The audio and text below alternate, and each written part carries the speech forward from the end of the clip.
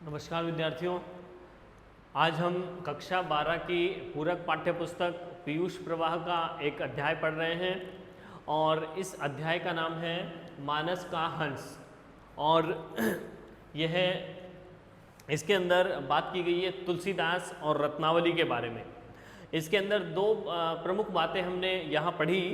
एक तो तुलसीदास जी के अंतर्द्वंद के बारे में, यानी उन्होंने संन्यास तो ग्रहण कर लिया लेकिन उसके बाद भी उनके मन में कुछ भावनाएं अभी भी हैं अपने जो गृहस्थ जीवन को अपनाने की, ठीक है, यानी अपनी पत्नी रत्नावली के साथ रहने की, ठीक है।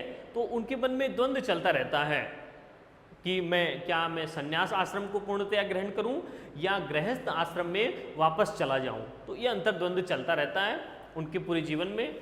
और फिर हमने बात की कि यहाँ पर जो त्याग है तुलसीदास जी का भी है, यानी उन्होंने अपने परिवार को, अपने पत्नी को त्याग दिया है और वो कठिन तपस्या कर रहे हैं। उसके साथ में उनकी जो पत्नी है वो भी त्यागमयी मूर्ति कही जा सकती है। क्यों? क्योंकि वो अपने पति के निर्णय को निभा रही है, वचन का पालन कर रही है, उनसे दूरी बना रही है, ठीक है ना, उनके मार्ग में बाधा नहीं बन रही है। तो ये हमने बातें पढ़ी रत्नावली के बारे में और तुलसीदास जी के बारे में। तो आज उस चैप्टर के बारे में और बात हम करते हैं कि सबसे पहले तो कहा गया है कि गोस्वामी तुलसीदास का सन्यासी जीवन किस प्रकार गुजर रहा था कि वो वहाँ गोस्वामी तुलसीदास जी बन गए थे और वहाँ के जितने भी लोग थे, साधु सन्यासी थे, वो उनका आदर करते थे और जो भी वहाँ भोजन बनता था उनसे पहले उनकी राय ली जाती थी, उनसे पूछा जाता था कि किस प्रकार का भोजन बनाया जाए, ठीक है ना, ताकि आप जो उसका स्वाद लेंगे, आप जो उसको चखेंगे तो आपके द्वारा ईश्वर उसका भोग ले लेंगे, ठीक है ना, ऐसा माना जाता था। तो लेकिन तुलसीदास जी ने कहा है कि तुलसीदास जी को वहाँ वो जो अच्छा भोजन होता था, गरिष्ठ भोजन होता था, वो उनको रुचता नहीं था, अच्छा नहीं लगता था। वो उनको जो मलाई वाला जो दूध है, ठीक है ना, या ज़्यादा घी वाला जो भोजन है वो उनको अच्छा नहीं लगता था। उनको दिखावा उनको पसंद नहीं था, उनको इस प्रकार के दिखावे की आवश्यकता उनको नहीं थी। तो ये कहा गया है। और दूसरी बात है कि जब भी वो उपदेश देते थे जनता को, सामान्य लोगों को उपदेश वो देते थे, श्रीमद् भागवत का उपदेश देते थे और वो बताते थे कि वो ईश्वर के यानी श्री राम के सभी रूपों की पूजा करते थे, चाहे वो कृष्ण हो चाहे राम हो, ठीक है ना। तो वो ईश्वर के सभी रूपों को वो पूजते थे, यानी कृष्ण को भी वो राम ही समझते थे, यानी राम के ही सभी रूप हैं, ये वो मानते थे। और उनके जाने के बाद वो सिखाते थे कि क्या करना चाहिए। वो बताते थे कि सभी अवतारों के प्रति वो श्रद्धा रखते थे, ईश्वर के सभी अवतारों के प्रति वो आदर प्रकट करते थे और वो लोगों को उपदेश देते थे कि पतंग और डोर के समान इष्ट से हमको संबंध रखना चाहिए। जिस प्रकार आसमान में पतंग होती है उसको कोई पकड़ने वाला नहीं है, लेकिन इतनी असीमित आकाश में, अनंत आकाश में वो एक डोर के माध्यम से हम उसको कंट्रोल कर सकते हैं, नियंत्रित कर सकते हैं, ठीक है ना। एक पतली सी डोर जा रही है और उस डोर के माध्यम से वो आसमान में विचरण कर रही है, ठीक है ना, कहीं भी वो गिरेगी नहीं, उसको डर नहीं है गिरने का, क्योंकि वो हमारी हाथ में जो डोर है उसको हम नियंत्रित कर रहे हैं उस पतंग को, ठीक है ना। तो उसी प्रकार से प्रत्येक मनुष्य को अपनी जीवन की बागडोर भी ईश्वर के हाथ में सौंप देनी चाहिए, ठीक है ना।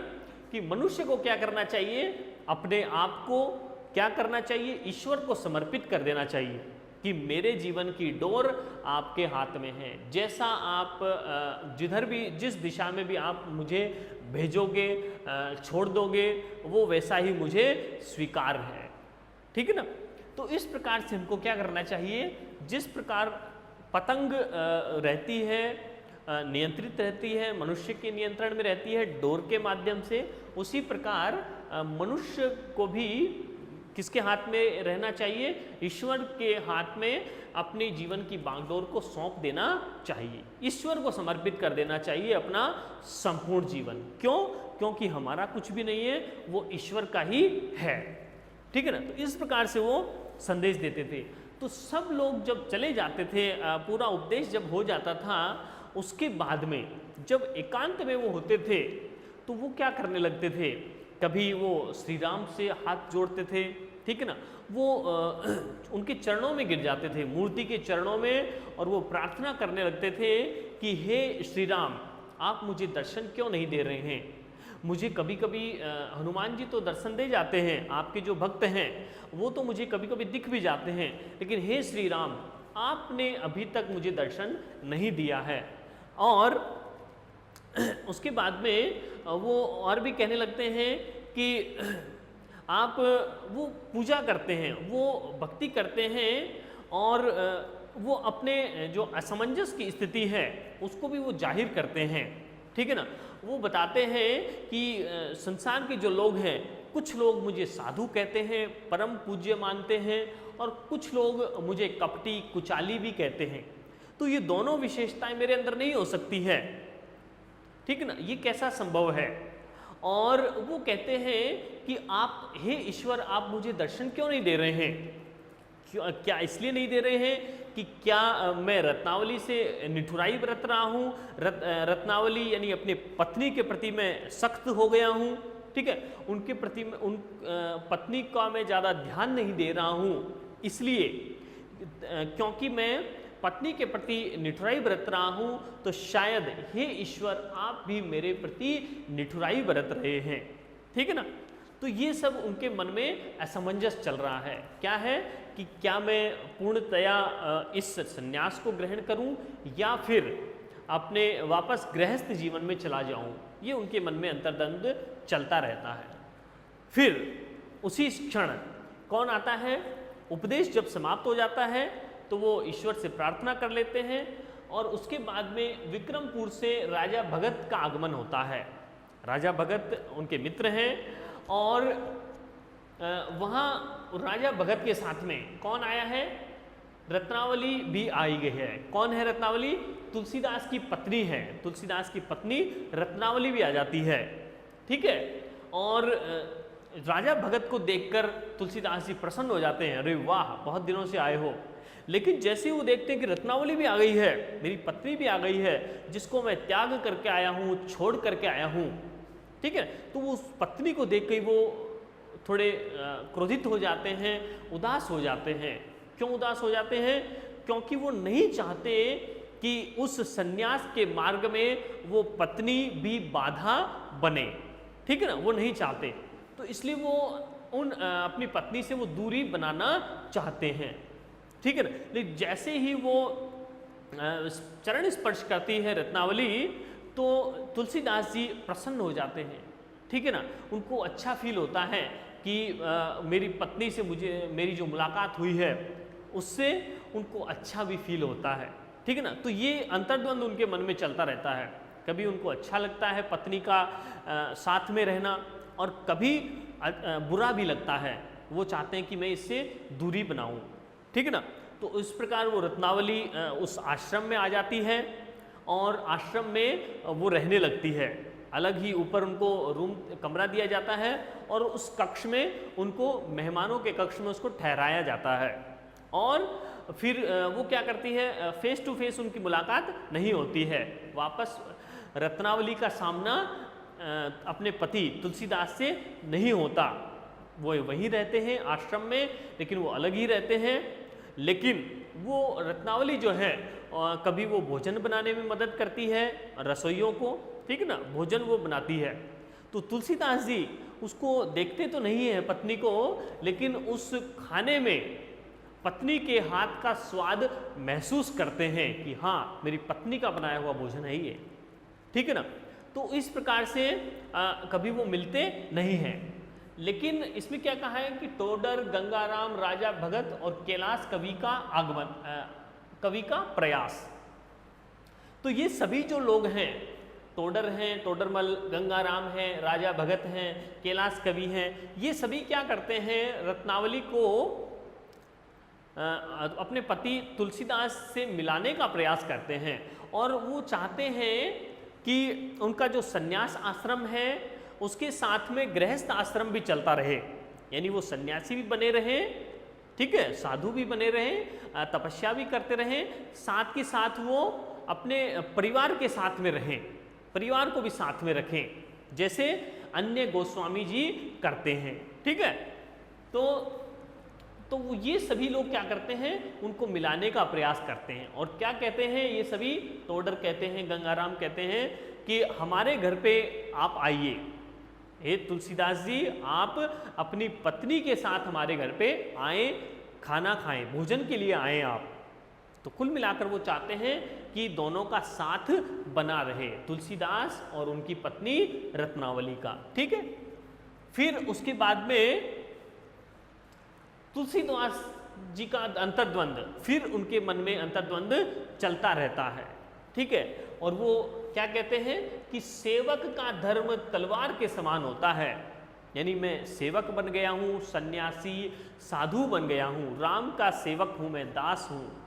तो इस प्रकार से ये साधु बनना, ये भी क्या है, सन्यास ग्रहण करना भी क्या है, तलवार की धार पर चलने के समान है, ठीक है। तलवार पर की धार पर चलने के समान एक प्रकार से कठिन कार्य है ये, ठीक है। तो ये मैं कार्य जो कर रहा हूँ, ये मार्ग मेरा बड़ा जटिल है, कठिन है, और इस मार्ग पर मैं बड़ी कठिनाइयों के साथ चल रहा हूँ।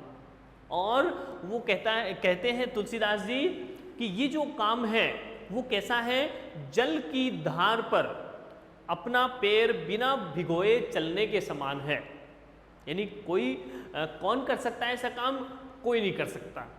इसका मतलब क्या है, ऐसा काम कर, ये जो काम है, ये सन्यास में रहना, अपने सुख सुविधाओं को त्याग देना, परिवार को त्याग देना, ये कौन कर सकता है, जिसमें बड़ा धैर्य होगा, ठीक है, वही व्यक्ति ये कर सकता है।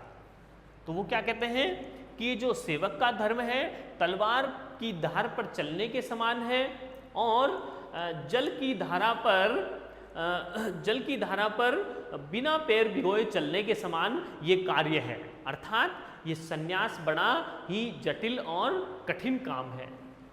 और फिर उसके बाद में इस चैप्टर के लास्ट में तुलसीदास जी और रत्नावली का संवाद बताया गया है। इनमें संवाद योजना कैसी है कि कुछ छोटे सेंटेंस, छोटे वाक्य भी हैं, बड़े वाक्य भी यहाँ पर दिए गए हैं।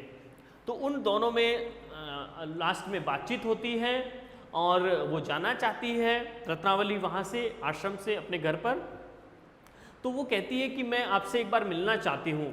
तो वो कहती है, उनके बीच में एक पर्दा रखा जाता है, एक दूसरे को वो देखते नहीं हैं। क्यों नहीं देखते हैं?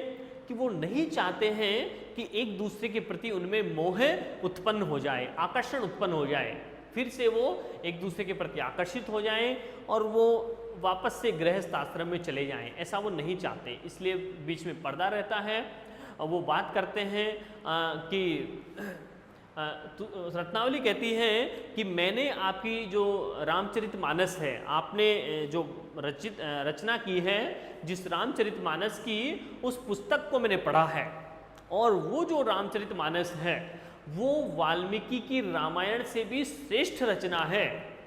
ऐसा किसने कहा? रत्नावली ने। तो तुलसीदास जी कहते हैं कि ऐसा ना कहो कि बहुत अच्छी रचना है, लेकिन ये जो रचना है वो वाल्मीकि की रामायण से अच्छी नहीं हो सकती। रामायण तो बहुत श्रेष्ठ कोटि की, उच्च कोटि की रचना है, उनकी बराबरी मेरी रामचरितमानस नहीं कर सकती है। ठीक है, तो वो रत्नावली कहती है कि मुझे उसकी एक प्रति चाहिए, रामचरितमानस मुझे और अध्ययन करना है। तो तुलसीदास जी कहते हैं कि ठीक है, आपको मिल जाएगी। और रत्नावली कहती है कि एक आखिरी ख्वाहिश मेरी मन में है कि अंतिम समय जब होगा तो आप एक बार मुझे अपना चेहरा जरूर दिखाएंगे, आपसे मैं अंतिम बार एक बार मुलाकात करना चाहती हूँ। तो तुलसीदास जी कहते हैं कि हाँ, मेरा आपके प्रति भी कर्तव्य है, तो मैं एक बार वादा करता हूँ, वचन देता हूँ कि मैं जीवन में एक बार आपके पास जरूर आऊँगा, अपना चेहरा दिखाऊंगा और मुलाकात करूँगा। ठीक है, इस प्रकार से उनके इस चैप्टर का एंड होता है। तो यहाँ इस चैप्टर में एक प्रमुख बात जो बताई गई है वो क्या है, तत्कालीन सामाजिक व्यवस्था का यहाँ वर्णन किया गया है। समाज कैसा था वहाँ पर उस समय। तो तुलसीदास जी के समय जो समाज कैसा था कि मुगलों का शासन था वहाँ पर। तो मुगलों के शासन के कारण जो लोग थे, जो जनता थी, वो हतोत्साहित हो गई थी, यानी खूब अनेक अत्याचार किए गए मुगलों के द्वारा। तो सभी लोग पीड़ित थे, त्रस्त थे। ठीक है, हतोत्साहित हो गए थे और सारी जो जनता थी, जो उच्च वर्ग के जो लोग थे, वो विलासी जीवन जी रहे थे, ऐश और आराम का जीवन जी रहे थे। सामान्य जनता तो परेशान थी और जो उच्च वर्ग के थे, ठीक है, वो क्या कर रहे थे, विलासी जीवन जी रहे थे, ऐश और आराम का जीवन वो जी रहे थे। उनको सामान्य जनता से कोई मतलब नहीं था। ठीक है, उसके बाद में क्या कहा गया कि शिथिल वर्ण व्यवस्था, वर्ण जो व्यवस्था थी, वर्णों में 4 वर्णों में बटा हुआ समाज था, वो अब क्या हो गई, शिथिल हो गई, कमजोर पड़ने लगी, शिथिल। ठीक है, और ब्राह्मणों और महिलाओं की जो दशा थी वो शोचनीय हो गई थी। महिलाओं पर अत्याचार किया जाता था, ठीक है, और ब्राह्मणों को भी पूजनीय नहीं समझा जाता था। और कुछ जो सामाजिक बुराइयां थी वो भी प्रचलित थी, जैसे कि सती प्रथा। ठीक है, सती होता था यानी कि पति के साथ में उस महिला को भी, उस पत्नी को भी क्या कर दिया जाता था, जला दिया जाता था। ये सती प्रथा भी थी, दहेज प्रथा भी थी। ठीक है, तो उन महिलाओं के लिए ये जो प्रथाएं थी ये कुप्रथाएं थी, महिलाओं का अत्याचार करने के लिए थी।